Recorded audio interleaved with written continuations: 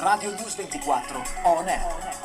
Bentrovati cari amici di On Air, siamo sempre qui sulle frequenze di Radio News 24 a tenervi compagnia e adesso entriamo nel meraviglioso mondo della medicina con il dottor Filippo Placentino. Buonasera dottore, ben trovato. Buonasera a lei e a tutti gli ascoltatori. Salve.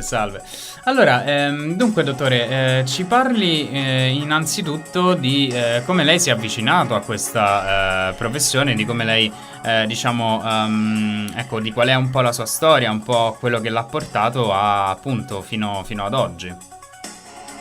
Allora, durante gli anni in cui studiavo medicina mi ha sempre appassionato il sistema cardiovascolare, il cuore. E quindi pian piano, sviluppando questa passione e studiando un po' tutto l'organismo, mi sono sempre più dedicato a quest'organo e ho conseguito poi la specializzazione in malattie dell'apparato cardiovascolare, specializzandomi in particolare sulle aritmie cardiache. Volevo aprire un piccolo focus appunto su sintomi come possono essere le aritmie e appunto spiegare un po' di cosa si tratta nello specifico, per poi magari anche andare a capire come prevenire, non so, dinamiche come possono essere l'infarto cardiaco.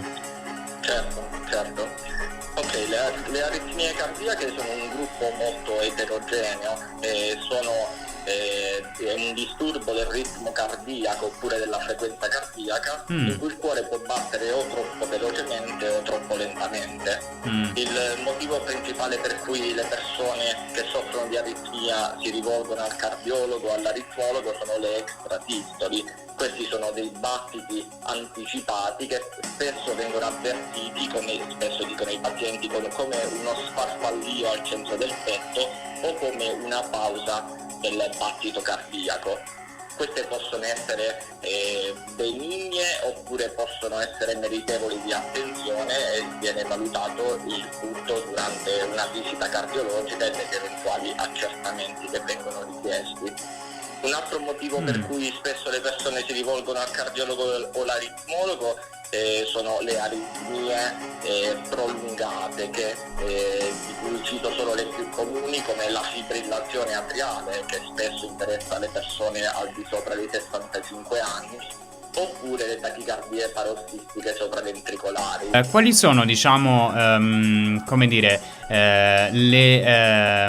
ecco, i canoni, tra virgolette, che una persona dovrebbe osservare attentamente per poi iniziare a rivolgersi a uno specialista come lei?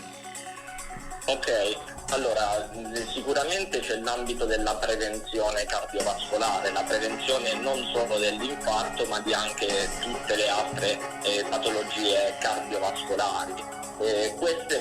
La prevenzione è una cosa che si fa tutti i giorni, ci sono delle semplici regole che si possono seguire per cercare di mantenere il proprio sistema cardiovascolare efficiente e protetto anche dal rischio della cardiopatia, soprattutto quella ischemica che può portare all'infarto.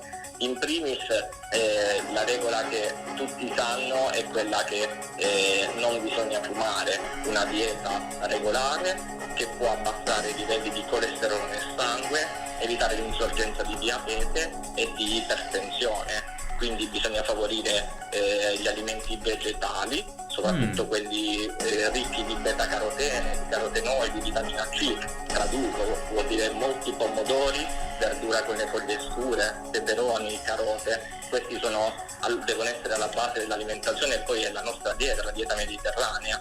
Bisogna ridurre gli zuccheri, la carne rossa, quindi evitare i bovini, ovini e favorire pollo, tacchino e pesce. Come anche bisogna evitare i formaggi, soprattutto molto stagionati, e gli insaccati. E poi resta il capitolo dell'attività fisica, dove fatta regolarmente a qualsiasi età e evitando gli sforzi eccessivi, è assolutamente un toccasana per la salute. Benissimo.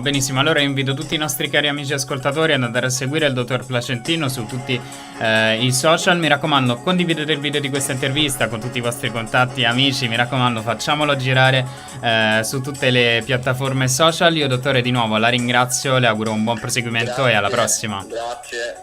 Arrivederci. Buon proseguimento a voi. Arrivederci. Grazie. E dopo il dottor Placentino rimanete su Radio News 24 per tantissime altre interviste.